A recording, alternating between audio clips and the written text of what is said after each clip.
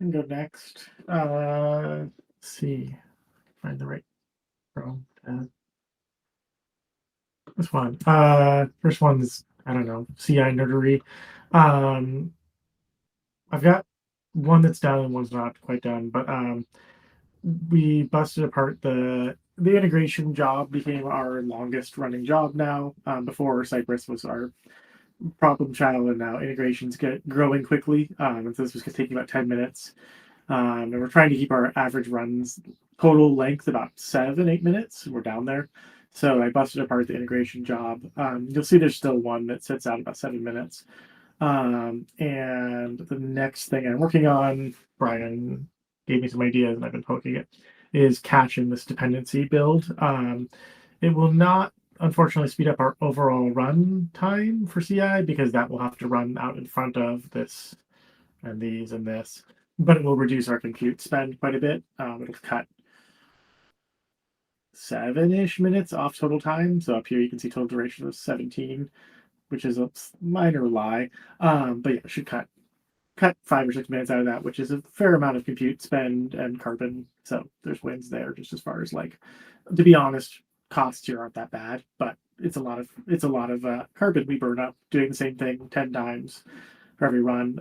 There probably is potential of actually caching that higher than this job, and then we actually will get a pretty nice speed increase, but there's some danger to catching that for reliability. So later. But yeah, keep making these faster. If you notice jobs running slow, please call it out because I think Brian and I both are happy to invest time there to make developers go fast. So yeah, um, so that's working now. And then the other thing I'm working on last couple of days is a refresh of the workbook UI. So for just throwback, this is what our workbook looks like right now. And in an update Jared and I working on, we're going to be doing this change, which is sort of subtle unless you switch between them. So A, B, basically we're dropping the card, sort of look, we're pushing the tabs right to the browser edge down here. And this is mostly to facilitate us being able to do reorderable tabs in a near future release. Um, if I create a bunch more tabs, it's angry because I reloaded underneath the hood. So there, I'm going to, it's really long. And then I'm going to duplicate this one and things are going to go look terrible, but that's okay. Get over there. Eventually I'm going to hit the edge. You'll notice that these do no longer shrink. We don't get a weird scroll bar at the bottom. And we give you these controls to scroll through. So we get the tabs look a lot less ugly. And you'll notice, probably not seeing the URL overlap, but so yeah, and it deals with a lot of things nicer. Still some cleanups to do to make it behave all the right ways. And the styling of the active tab is going to change some more when we get to shipping the reorderable tabs. We're going to leave it this way for this version here. The other thing that changes is we deal better with narrow screens. So if I do something crazy like open that and open the options, you'll notice I actually can scroll all the way through here. And rather than crushing the visualization, we keep the visualization to a minimum width. Um, this does mean that like if you have a really tiny screen, things aren't going to be great, but we don't work. The workbook is not expected to work great on, I would say, smaller than an iPad or tablet screen today. We can come back to that in some future world, but this does act a lot more rationally.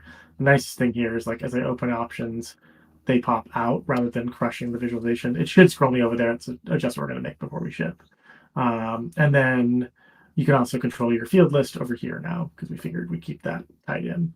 So yeah, uh, there'll be some more sort of polish around general UI and navigation stuff as well that'll either come with this or immediately thereafter. So yeah.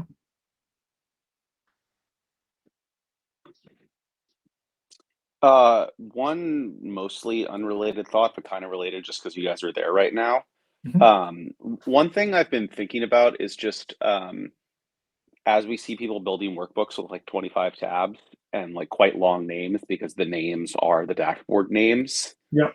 I've noticed that nav, it just feels different than a spreadsheet is probably the way I would summarize it. Because like in a spreadsheet, it's always called like sheet one, sheet two, like use very short names because they're tab names, Yep. not dashboard titles.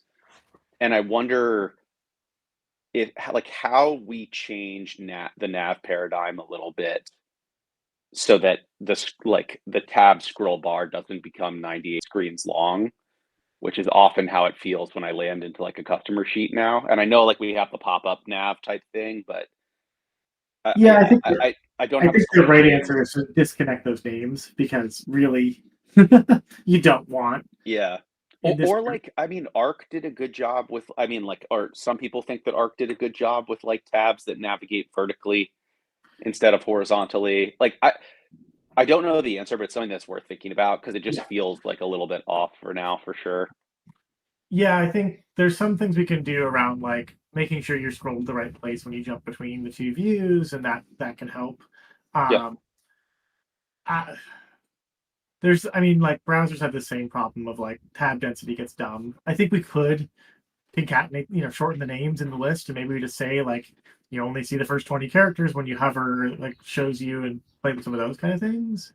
Um, I think what you can see from the browser vendors is that there's no perfect answer for everyone, and so it's probably going to be like a little bit of a game of like allow them Yeah. to attach the names, allow them to like concatenate the names, or don't concatenate the names because they don't like that, and Yeah. kind of dial into the right place. Because I think it's like it is so it's a combination of like both document specific and user specific that you just kind of want to give people all the like controls to like make the decision of how it works for them.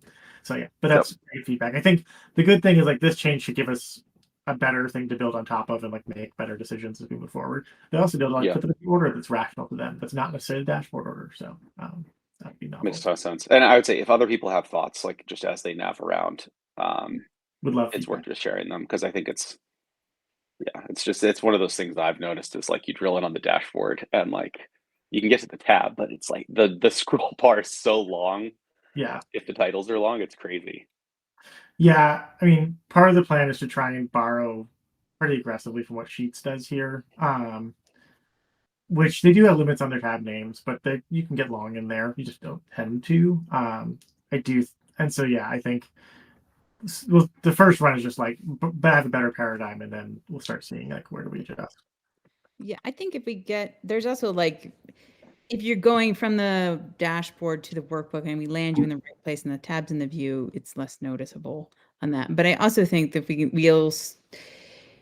if we can reduce the amount of times you have to go back and forth, you notice that less too. Like if you can do more stuff maybe from the dashboard that you don't have to go to the workbook for, you could probably like also deal with like having the workbook be a little bit more complicated because you don't have to go find the things as much, right?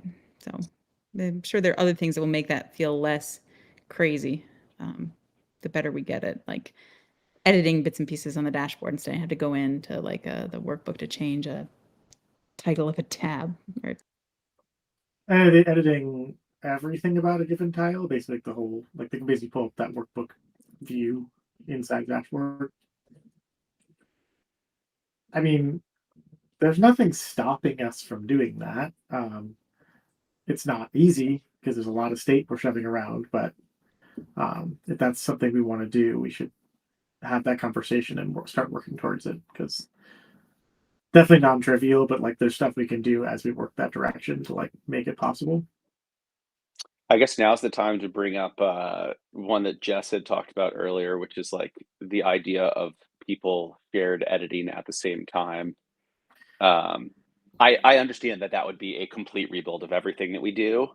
It's really Or just drafts take okay, us to a place where it actually becomes uh not easy, but much easier. Today, the Explorer the thing that we invented that we thought was super clever is awful for co-editing because I cannot tell if we're working together or not.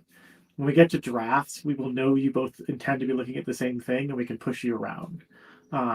And then interesting. there's a technology that's become very popular called CRDT, conflict resolution, something, something. Um, that or similar technologies are designed for handling basically like in parallel edits. It's what Figma uses. Um, Google invented their own for Google Docs because that's how they roll. But basically, it's actually a pretty well established space of like co-editing. But the Interesting. key is to have a node that you know you're working together on, and we actually don't have that today. So Would that make sense in the context of both the workbook and the dashboard? it becomes a document. The whole thing. We're pushing it out. Interesting. Yeah.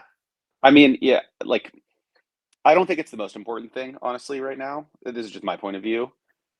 Like I feel like the marketing that you get on that would be fascinating, and I do feel like in like the very long term, that would be like a pretty incredible experience for two people to be like in real time querying together, Yeah. not on a Zoom.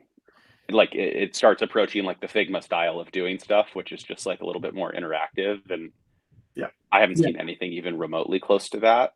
Yeah. So So the it's big thing worth is some that thought. the first big like I don't know cliff we have to get to is the idea that the document exists in one state at a time, which is like right now our dashboard, our workbook aren't really connected all the time. We're going to go to that place that they really are strongly bonded, and then it becomes much easier to essentially track changes on them and share them with other people that are there to play along. So yeah, there are some real complexities around like the data results and like do they both query and share? I guess we could make Snowflake and BigQuery happy by double querying everything. So that'll be our answer: is that more collaboration will mean more querying. I don't know, but that's me being a smartass. But yes, so like I actually think we're on the right direction to like enable those kind of flows. It's not tomorrow, but it's this quarter, whatever quarter we're in, to have the initial chunk of that ready. So yeah. I mean, that would What be a are big competitive differentiator for sure. Like, Yeah, I was gonna there's say nothing what else I was that has thinking. that, and there's no other. Like, it would be really hard for older solutions to catch up and build that. So then you're basically looking at like who's net new that's going to try to build that out with everything else. Like, it would be pretty I think substantial. Equals has actually done it pretty well. In fairness, they're not quite a BI product, but like Yeah. real play with the Spreadsheets. Equals experience, they've done really nice work with it. Frankly, We don't run into equals that much right now. no, and they're not.